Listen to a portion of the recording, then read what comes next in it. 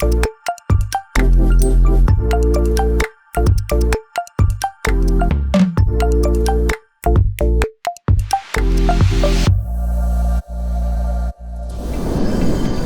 à tous. Emménager en couple est toujours un moment passionnant, surtout quand il s'agit d'acheter une maison ou un appartement. Mais avant de sortir le champagne, posez-vous les bonnes questions. Réfléchissez bien. Ces questions, vous nous les avez envoyées à travers cette tablette et nous avons décidé de les poser à ce notaire, Maître David Rémy. C'est parti, suivez-moi.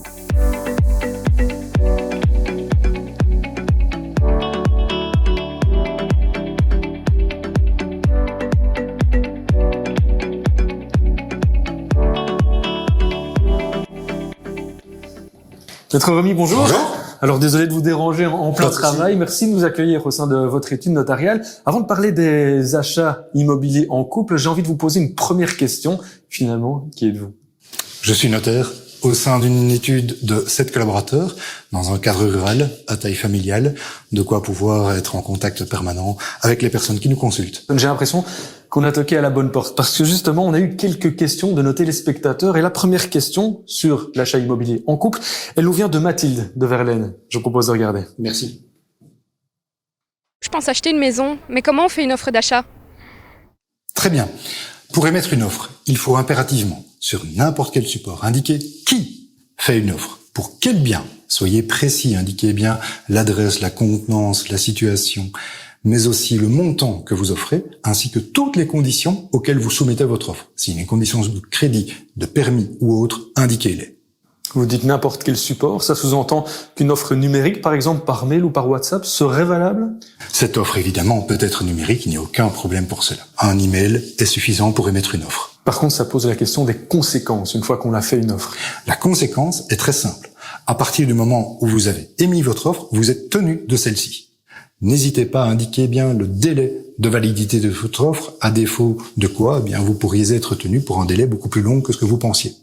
Merci pour ces premières informations. On écoute une deuxième question qui nous vient de Gaspard, du côté de Namur. En achetant une maison à deux, je suppose qu'il y a des risques. Et comment est-ce que je peux m'en protéger ? Comment se protéger lorsqu'on achète à deux ? Si vous êtes marié en communauté, l'acquisition se fera dans le cadre de votre communauté. Si vous êtes marié sous un autre régime ou non marié, vous serez amené à décider des modalités d'acquisition, soit moitié-moitié, soit dans d'autres proportions. N'hésitez pas à contacter votre notaire afin de pouvoir valider le type de clause qui vous convient, afin de pouvoir justement prévoir les cas s'il y a modalité de sortie de cette indivision. Merci pour ces compléments d'information. Arnaud nous pose une dernière question et lui, il vient du côté d'Arlon. En cas de séparation, qu'est-ce qui se passe ?